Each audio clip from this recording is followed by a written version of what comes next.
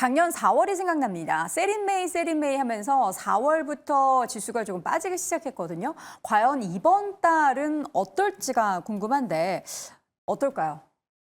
똑같겠죠. 작년처럼요? 네, 이번도 매번 똑같이 반복된다? 근데 지금 우리가 시장이 올라가서 버티는 이유의 가장 핵심은 생각해 보시면은 12월 FOMC에서 우리 이제 금리 인하를 바라봐도 될 것 같다라고 하면서 11월에 반등이 오히려 대세 상승으로 넘어가는 그런 네. 구간을 겪었고요. 그러는 최근에도 나스닥이 갭상승했던 걸 보시면은 3월 FOMC에서 오히려 앞으로 우리는 2024년도에 금리 인하 3번 합니다. 라는 얘기를 하면서 너네가 생각하는 금리 인하 그 방향성대로 우리는 갑니다. 라는 얘기를 하면서 인플레이션 신경 쓰지 않습니다라는 것에 초점을 두고 네. 그러다 보니 시장이 안 빠지고 있는 거거든요. 그러면 오히려 지금 시장의 핵심은 그래서 금리 인하가 언제 시작되고 금리 인하 속도가 언제 어떻게 될 거냐가 어찌 보면 지금 장기적인 관점에서의 시장 방향성인데 그러면 금리 인하가 6월부터 시작이죠. 네. 2분기 말에 있는 6월 14일일 겁니다.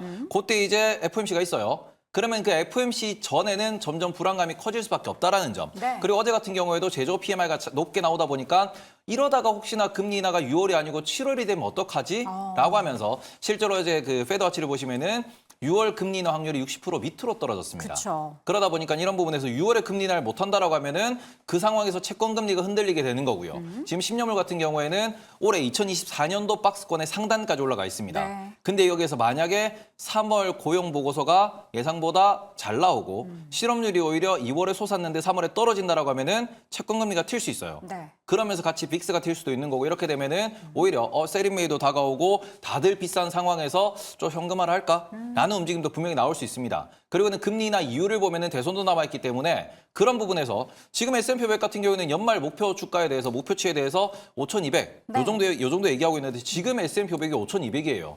그러니까 더 갈 룸이 없다, 더 올라갈 게 없다. 그러면 실적 보고 가도 상관없다라는 그런 뷰가 나올 수밖에 없고 실적 발표, 특히 빅테크의 실적 발표는 5월 1일 FOMC와 겹쳐서 나옵니다. 그러니까 4월은 약간 조정이 나올 수도 있는 부분. 네. 그리고 항상 말씀드리지만 1분기의 실적 목표, 1분기의 실적 전망치가 2분기, 3분기, 4분기로 갈수록 점점 조정을 받는 게 현실입니다. 그래서 그런 부분에 있어가지고 결국에는 우리가 금리 인하라는 게 6월, 좀 있으면 이제 2달 반 정도 있으면 다가오기 때문에 네. 그 부분에 있어서 차익 실현이 충분히 나올 수 있는 가격대, 나올 수 있는 구간이기 때문에 지금은 조금 조심해야 되지 않나 네. 이렇게 생각하고 있습니다. 일각에서는 4월 안에 2,900포인트 선을 볼 수 있다라는 그런 전망도 있습니다. 삼성전자와 SK하이닉스가 이 기세로 계속 올라준다면야 당연히 가능하겠지만 김장희 교수님 어떻게 보세요? 삼성전자 2,900. 하이닉스만 가지고 2,900을 4월 안에 갈 가능성은 별로 없죠. 네. 그 가능성은 환율도 뒷받침이 돼야 되고 그 밸류압도 그러니까 삼성전자 말고 네. 기업 미국이 없는 게 뭐 있죠? 우리 기업 밸류압하고 중국이 약간 턴되면 중국이 갑자기 플러스 요인이 되거든요. 네. 그런 효과들이 삼성전자 잘 나오고 다 겹치고 환율은 1360 안 가고 1315 정도까지 내려가고 그러면 2900 앞에 볼 수 있어요. 그게 2,900 근처 가서 5월 1일 날 맞이하게 되면은 5월이 세리매가 돼요. 네. 많이 올랐기 때문에 세리매도 됩니다. 그런데 지금 그게 다 갖춰지긴 쉽지가 않아 보이잖아요. 환율도 그렇고 뭐 그렇고. 네. 그래서 지금은 2,900이 될 수 있다라고 당당은 못 하는데 일단 삼성전자 실적이 나오는 게 중요하고요. 그다음에 5월 10일 날 4월 10일 날 다음 주죠. 선거 전후로 해 가지고 그 기업 밸류압이 다시 한번 힘을 받고 그다음에 중국 쪽의 그 데이터들이 서스테이너블 나오고 이렇게 되면서 그 이번 주 비농업 데이터 다음 주 10일 날 선거는 별 중요하지 않습니다. 그날 전에 다 끝나니까 선거 날 저녁에 나오는 CPI 넘버 이것이 bad is good이니까 bad is good 나오고 좋아지면은 다시 올라갈 거예요.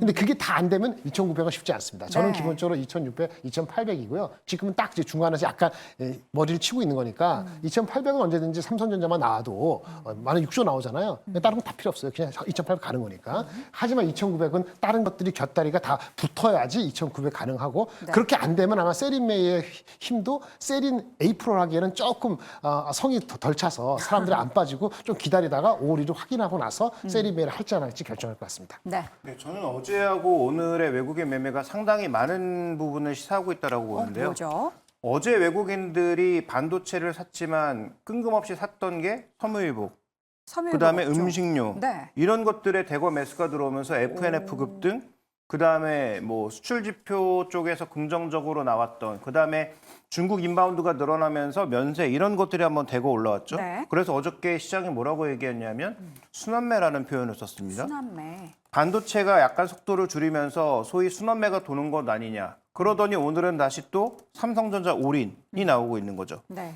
이 두 가지를 조합해 봤을 때 삼성전자와 김장일 교수의 말처럼 삼성전자와 SK하이닉스가 버텨줘도 다른 것들이 오르지 못하면 지수의 상승이 굉장히 제한적인데 네. 오늘처럼 삼성전자와 SK하이닉스가 오르면서 다른 종목을 다 빼버릴 수도 있는 거예요. 그러니까 이거는 개별 종목, 실적이 안 따라오는 개별 종목에 대해서는 주의가 필요하다는 말씀을 하나 드리고 싶고, 두 번째로 제가 굉장히 눈여겨보는 종목은 지금 이게 좋다, 관심 가져야 된다는 말씀 드리는 게 아닙니다.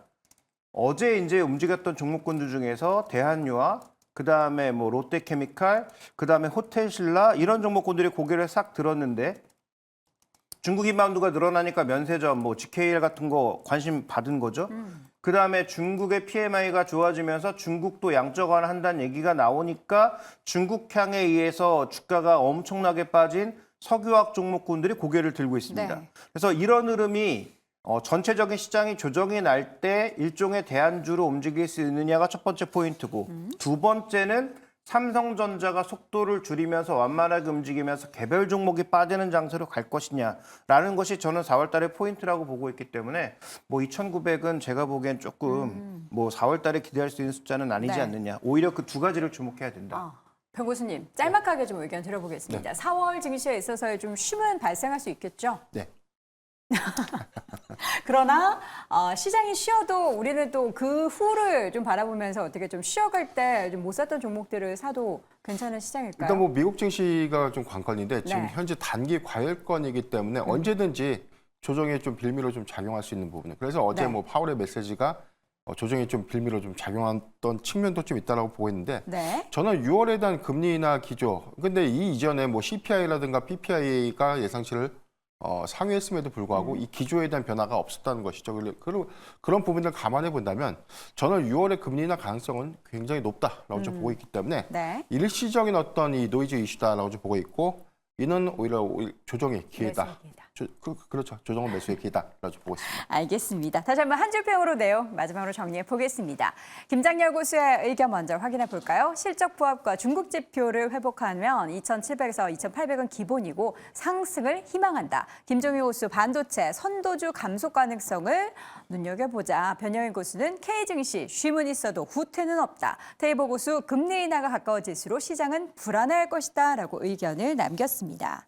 자, 이렇게 해서 오늘도 5가지 주제 모두 확인을 해봤습니다. 잠시 오늘장인 뉴스 그리고 조범수의 런치박스도 함께 해주시고요.